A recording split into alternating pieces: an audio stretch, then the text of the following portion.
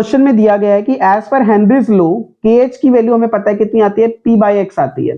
P यहाँ पर partial pressure होता है और X मोल फ्रैक्शन होती है गैस की।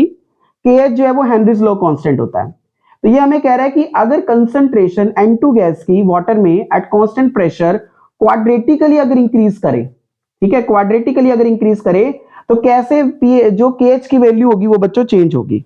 ठीक है, अब देखो जैसे कि आपको पता है यहां पर अगर आप फॉर्मूला देखते हो ना, तो हमें पता है फॉर्मूला P क्या होता है, P is equal to KHX होता है बच्चों। ठीक है, और यहां से अगर आप KH का निकालते हो दैट विल बी P/X आता है हमारे पास। ठीक है, अब आपको इसमें ना क्वेश्चन में देखो इसने क्या कहा है कि अगर कंसंट्रेशन N2 गैस की in water at constant pressure quadratically increase करे।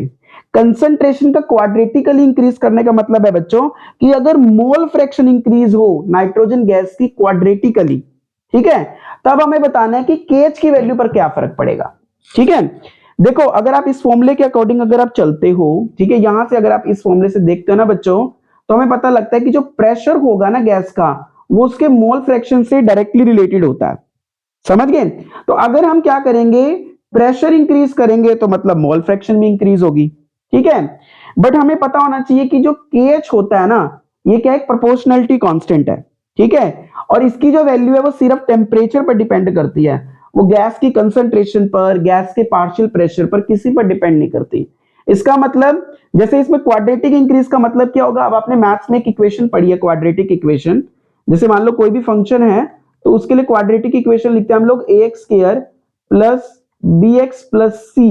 ठीक है, ये आप लिखते हो, जहां पर ना ये जो Y है, ठीक है, ये क्या हो गया हमारा जो क्वांटिटी जो हमारी इंक्रीज या डिक्रीज हो रही है, जैसे कि N2 गैस की कंसेंट्रेशन यहां पर इंक्रीज कर रही है, वो ये Y है।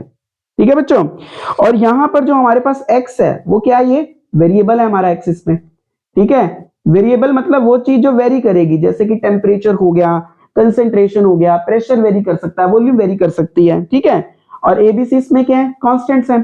तो क्वाड्रेटिक इंक्रीज का मतलब क्या है, देखो अगर आप इस इक्वेशन के अकॉर्डिंग अगर आप इसको ग्राफिकली देखते, ठीक है, तो ये आपका कुछ इस तरह से आता है बच्चों। ये कैसे आता है, क्योंकि ये दोनों एक दूसरे डायरेक्टली प्रोपोर्शनल है, तो ये स्लोप हो गया हमारा KH। तो अगर ये क्वाड्रेटिकली इंक्रीज करता तो ये ग्राफ स्ट्रेट लाइन ना आकर ना ऐसे पैराबोलिक होता। तब ये पूछ रहा है कि तब क्या होगा अगर ये क्वाड्रेटिकली इंक्रीज करे, मतलब तब क्या फर्क पड़ेगा।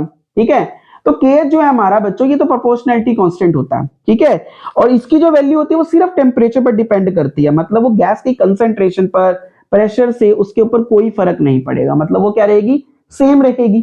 ठीक है, सो इसका जो आंसर है बच्चों वो क्या रहेगा हमारा, remains same. So option D will be the correct answer.